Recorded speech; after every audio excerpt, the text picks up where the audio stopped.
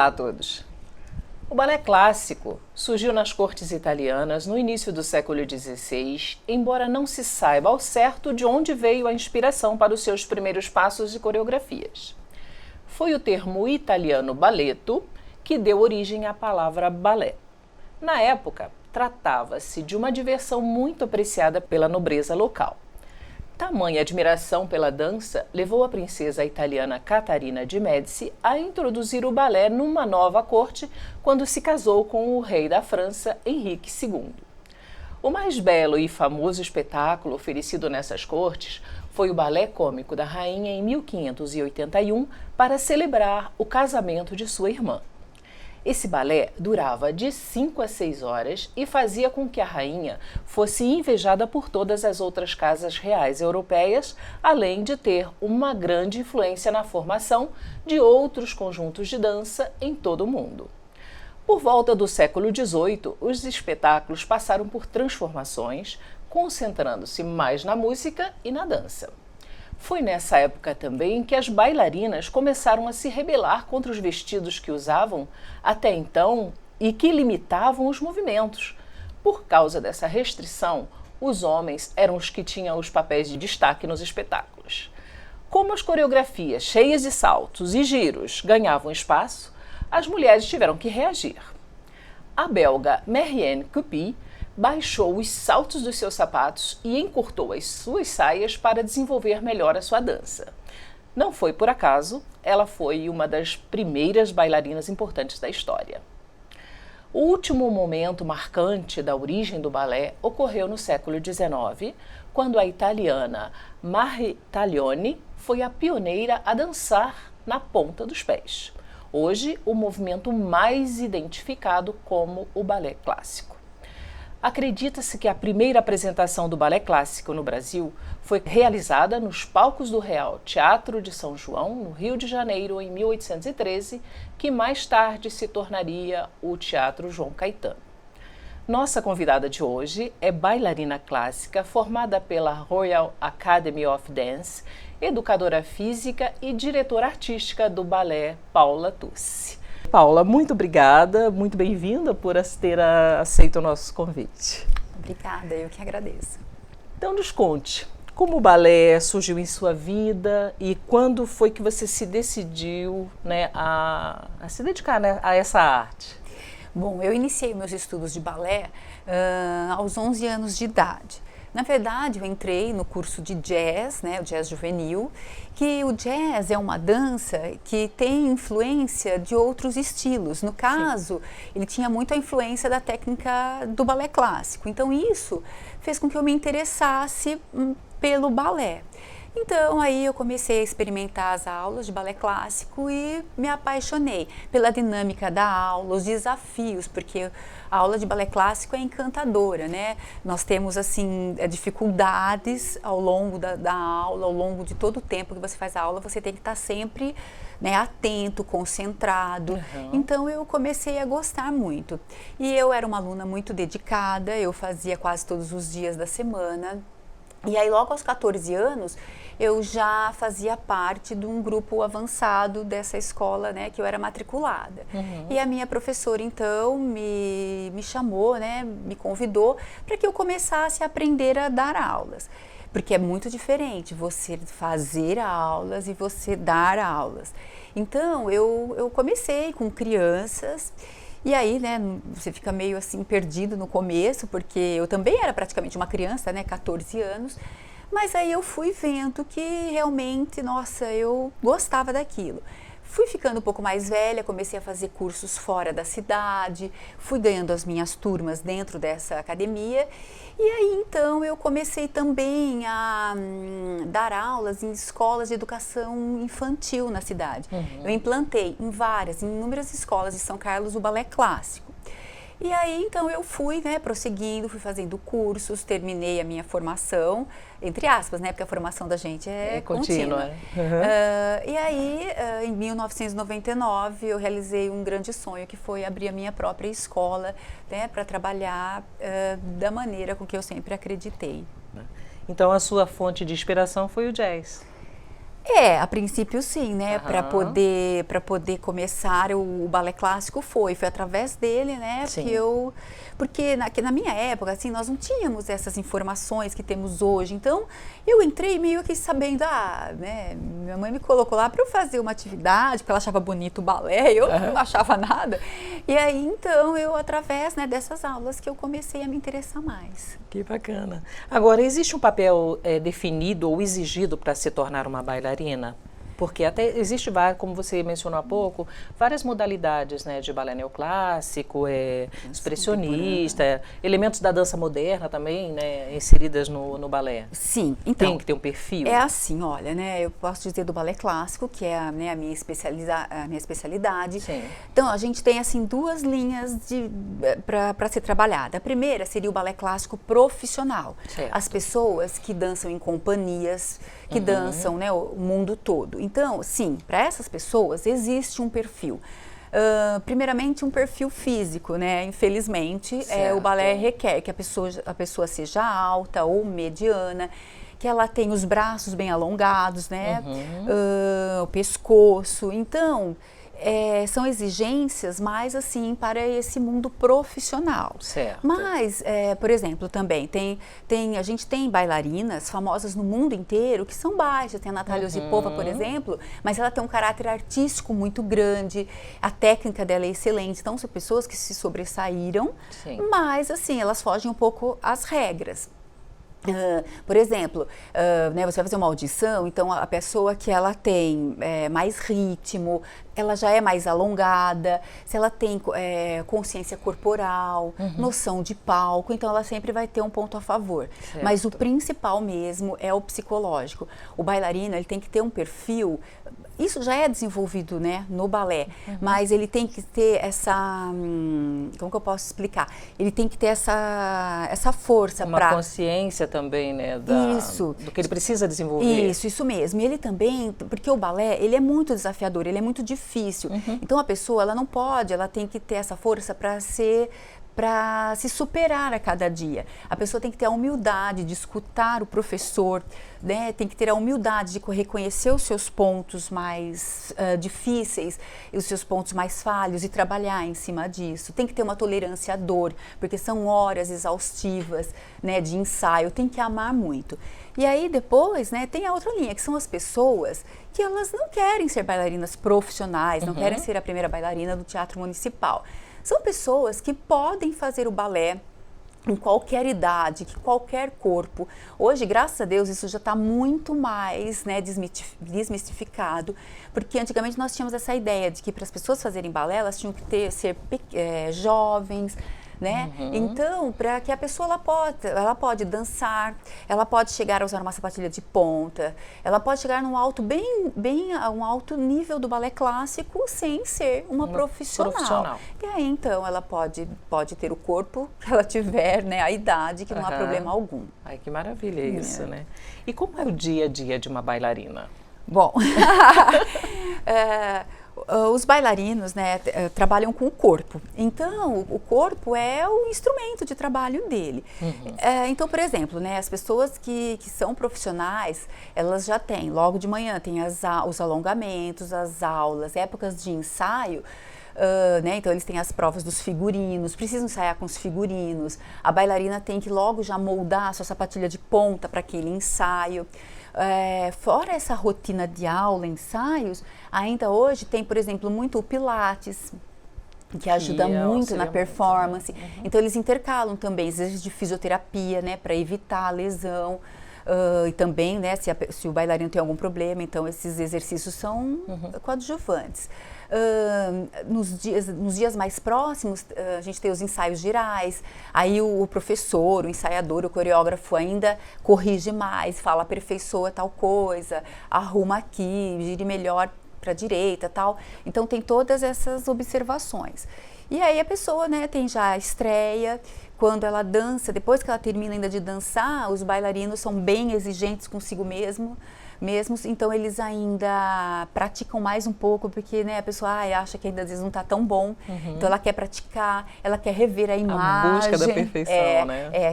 Nós trabalhamos com a arte Sim. é a busca pela perfeição, que embora Isso. não exista, mas a gente busca, né? Você disse no início, moldar a sapatilha.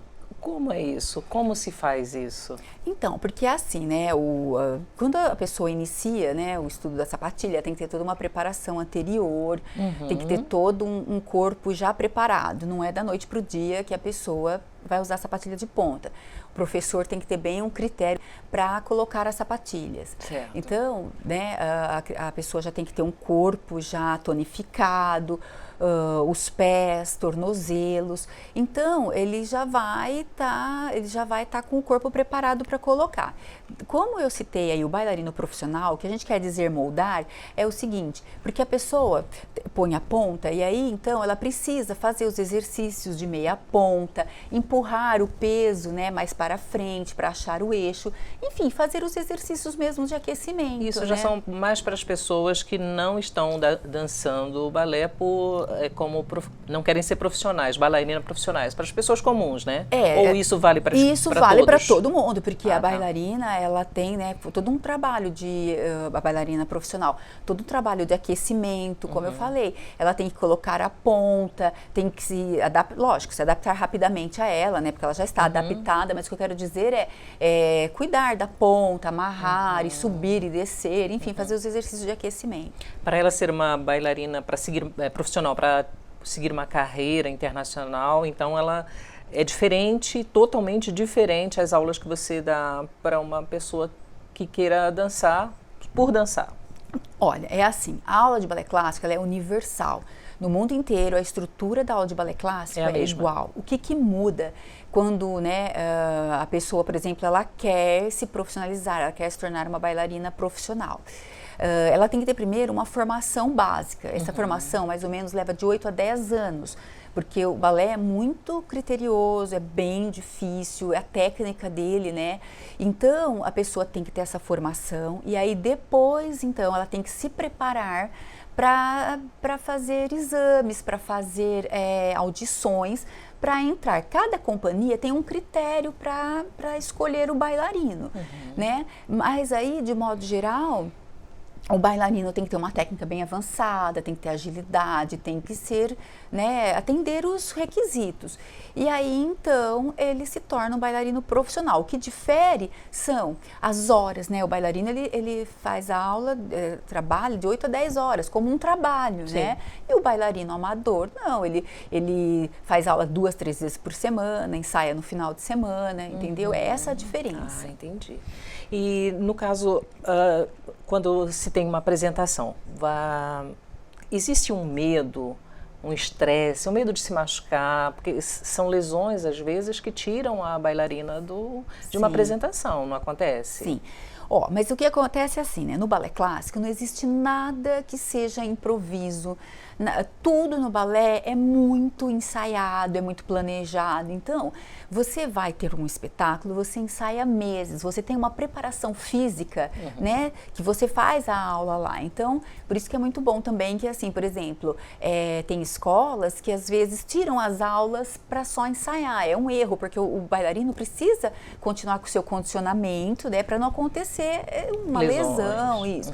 Então, a maior preocupação quando a gente trabalha assim na escola, no dia a dia, são os alunos que dançam pela primeira vez. Então, eles ficam nervosos, eles falam, se eu esquecer a coreografia, se eu cair, coisas assim de quem está inseguro.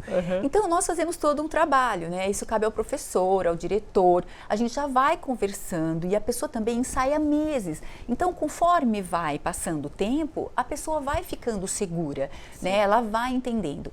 Isso em relação ao estresse é normal, porque a gente fica mesmo. Todo mundo, mesmo que tenha uma vasta experiência, todo mundo, antes de entrar, fica com aquele friozinho na barriga, que a gente acha até, assim, fundamental, né?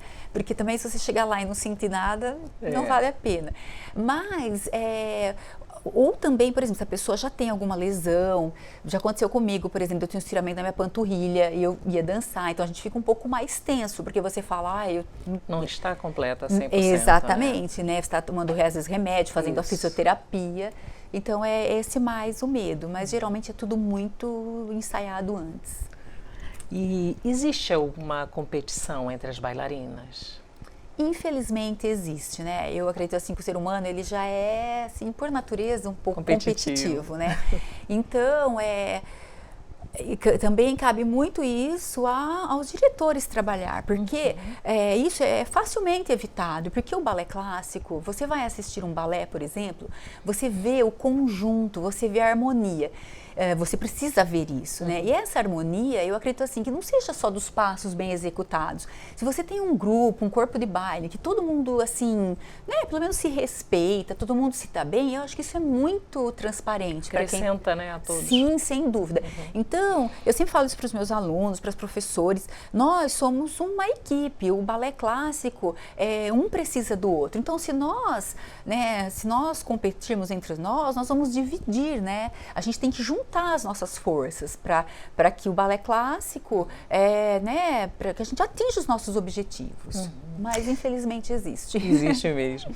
E você, onde você é professora, você tem várias alunas, Sim. como você já disse. E você percebe, assim, qual o grande sonho dessas meninas hoje que estão ali? Olha, principalmente as mais novas, que estão começando agora. Então, assim, nós temos, né, muitas alunas e muitos, assim, perfis, né, diferentes e sonhos diferentes, por incrível que pareça, né? Quando a criança é pequena, aos 3, 4 anos de idade, o sonho delas é ser a primeira bailarina, dançar um solo, né? Porque elas ainda não têm noção, né, da vida real de uma bailarina. E aí, digamos que para as crianças menores. Se você pega, por exemplo, um adulto que nunca fez, o sonho dele, por exemplo, é aprender os passos, poder se apresentar, assim, de uma forma bonita, né, no teatro. Nós temos também alunas que querem também se tornar profissionais, né, bailarinas profissionais, e a gente também tem muitas outras que elas falam, eu quero ser professor, elas falam o nome de uma professora, né? Então elas também têm esse sonho, graças a Deus, né? Para que o balé clássico sempre continue evoluindo. Você disse, a gente está falando aqui de meninas, mulheres, mas você também dá aula para meninos? Os meninos também se interessam pelo balé? Sim, aqui no Brasil, né, nós temos ainda, está melhorando muito, mas ainda a gente tem uma certa cultura que os meninos, eles acabam entrando mais tarde para o balé. Por quê? Eles não têm de início, é muito raro o apoio da família, né, principalmente os pais, né, o pai, a figura do pai. Então, ele espera o quê? Ter uma certa liberdade, né, uma maioridade para começar o balé. Então, uma proporção muito distinta entre meninos e meninas. Infelizmente, há poucos meninos no balé clássico ainda. Isso está melhorando e vai melhorar cada vez mais, mas ainda existe um certo preconceito, né, em relação ao menino. Você enfrentou alguma dificuldade na sua formação? Você estudou aqui no Brasil, né? Mas a sua academia é de Londres, né? E você já dançou fora do Brasil também? Então, olha, é assim, né? Eu fiz toda a formação aqui, eu sou formada pelo método inglês, que é um método reconhecido internacionalmente, e faz exames no mundo inteiro. Na minha escola de balé, eu não faço exames internacionais, nós trabalhamos com uma metodologia que é baseada nas correções, nas linhas dessa escola inglesa, mas é um método livre, porque nós trabalhamos, como eu já disse, com pessoas de perfis muito diferentes, que tem pessoas que querem fazer o balé apenas como também até como uma própria atividade física, elas não têm interesse em prestar exames e etc. Certo. E quanto tempo dura a carreira de uma bailarina? Olha, eu costumo dizer assim que para sempre, porque, claro, né, cada companhia tem pessoas que têm, assim, um tempo menor, que né, por causa da idade, mas é muito o físico, o histórico das lesões, né, a gente tem bailarinos que conseguem ainda ir até 30 anos, até mais, né, dependendo do físico. Mas eu falo que é uma vida toda porque jamais um bailarino, quem vive da dança, não se aposenta nunca, porque ele vai sair daquela companhia, ele vai ser um ensaiador, um professor, um crítico de dança, vai dar aulas, porque, né, o balé, a pessoa não consegue separar a vida e a profissão. E nós temos exemplos no Brasil, né, Márcia, Sim, Inê, Ana Botafogo, isso. Que já tem uma idade. Fizeram, né, trabalho como bailarinas, né, principais solistas, e hoje continuam. E agora, quais os benefícios do balé para a saúde, para o corpo feminino, para a nossa saúde, né, digamos, da mulher? Dançar faz bem? Nossa! Bom, eu sou bem assim, né, para dizer, porque nós temos assim, né, há 31 anos que eu dou aula de balé e a gente vê muito, né, assim, o que o balé faz na vida das pessoas. Bom, primeiramente, porque assim, o balé, né, a primeira coisa que você fala no balé, você já pensa na postura. Isso. Então, para que a gente possa manter a postura, a gente tem que trabalhar a musculatura das costas, o peitoral, o abdômen. Então, por exemplo, a flexibilidade no balé trabalha-se muito, é muito necessário, né? As pernas altas. Então, o balé, ele trabalha o corpo de uma forma harmoniosa. A gente trabalha a flexibilidade, mas trabalha a força. Então, né, a parte interna da coxa, porque a gente trabalha muito o que a gente chama de andeor, né, que é a rotação do quadril para fora. Os braços, né, a gente tem os movimentos dos braços. Então, ele trabalha o corpo como um todo. Num todo, né? Isso mesmo. Agora, uma curiosidade, como vocês, bailarinas, conseguem ficar nas pontas dos pés? Quais são os maiores desafios, né, de conseguir ficar nas pontas dos pés? Então, né, como eu introduzi um pouquinho antes, primeira coisa, né, ninguém coloca a sapatilha da noite para o dia, tem todo um trabalho muscular, um trabalho para tonificar a musculatura. E aí, então, quando, no caso, a adolescente vai colocar a sapatilha de ponta, ela já tem, então, o corpo preparado, né, para colocar. Deve-se ter, né, porque a gente tem que ter a consciência de colocar sempre na hora correta. E aí, então, a gente usa a sapatilha de ponta, que a ponta dela é durinha, né, tem internamente uma camada. Uma proteção lá dentro. A gente tem a proteção dos pés, que se chama ponteira, mas na sapatilha de ponta, o material dela tem uma camada de tecido, cola intercalado e juta, que tem, então, que faz com que a sapatilha fique flexível. E aí, mais o trabalho da meia ponta, que a gente sempre vai fazendo, os joelhos bem estendidos, a bailarina consegue subir na ponta, né? E o subir, na verdade, é o mais fácil. O difícil é executar toda a técnica do balé clássico, né? Esse andeor que a gente fala, com os joelhos estendidos, com as costas, né? Quadril encaixado, as costas retas, a técnica do balé. Conjunto, isso, né? Mesmo. Agora, existe uma coreografia que você adora ver ou dançar ou que te emociona?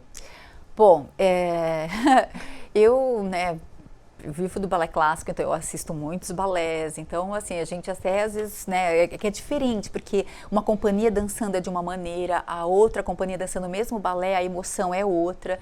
Eu tenho inúmeros balés, assim, que eu ficaria citando o dia inteiro que eu gosto, mas eu tenho um especial que é o balé A Bela Adormecida, que tem o Grand Pas Dédé, né, que é da Aurora, quando as bodas de Aurora que chama, que é maravilhoso, porque é um balé bem pesado, assim, né, difícil, mas ele é emocionante, ele é lindo, né, porque tem essa parte, assim, da expressão corporal, que todo balé tem, claro, mas eu acho ele, assim, diferente. Bacana. Geralmente a escolha para estudar balé é das mães ou das filhas, ainda pequenas, assim? Olha, então, é assim, há muito tempo, né, as mães, elas tinham os sonhos de fazer o balé, e por alguns motivos, porque, por exemplo, há 20 anos, né, há 30 anos, o balé ele era menos acessível. As escolas eram menos escolas, os valores das mensalidades eram mais altos, né, então as pessoas que se dirigiam até um balé eram pessoas de um nível econômico maior. Então, às vezes, aquela menina tinha o sonho de fazer o balé e não tinha, às vezes, condições, ou por qualquer outro motivo, né? Eu estou citando motivo financeiro, mas vários outros motivos. E aí então a mulher tinha criança e uma filha menina, ela queria o quê? Que ela fosse bailarina, realizasse o seu sonho. Hoje, já, né, de uns bons anos para cá, como está mudando esse perfil, eu acredito que hoje as pessoas, porque nós temos, por exemplo, muitas alunas mães, mulheres já de mais idade, que elas já estão realizando esse sonho. Então, claro que elas gostariam que as suas filhas seguissem, mas eu acredito que elas já não estão assim transferindo com tanta intensidade.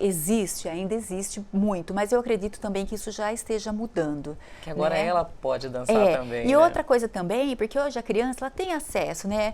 Quando eu era menina, para eu saber o que era um balé, então eu precisava ir até o teatro, né? A cidade menor nem tinha tantas apresentações. Sim. Então hoje a criança ela tem desenhos, hoje tem muita coisa de bailarina, então já vai despertando um pouco mais, né? Então a criança ela já pode se expressar mais. E pode escolher também. Já pode escolher ser bailarina ou não. Isso, né? Mas ainda há, assim, né, as mães que ainda carregam... Uma certa pressão. Sim, mas a pessoa também não vai muito longe, porque não dá para você, né, Precisa gostar muito. Precisa gostar muito.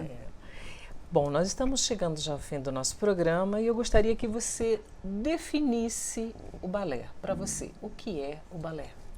Bom, eu nem sei definir o que é o balé, porque, sinceramente, o balé é a minha vida, né?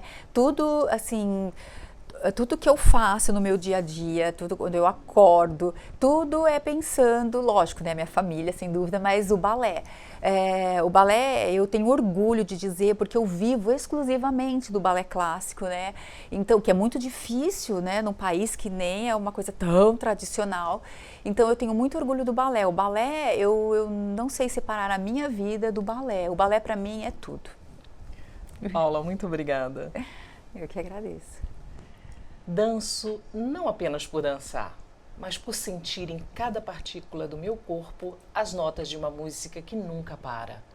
Uma música que surge dentro de mim. Cada vez que penso em dança, meu corpo ganha uma vida exuberante, um brilho que nenhum ser humano tem. Minhas mãos falam várias línguas que todos conseguem entender. Meus pés ganham vida como se dançassem sós. Meu corpo grita todas as palavras do meu espírito como se eu nunca tivesse falado. Isso é dançar. Isso é viver a dança e senti-la cada vez mais. Isso é apenas dançar. Citação de Maíra Santos. O programa Feminino de A a Z termina aqui. Despeço-me. Até o próximo.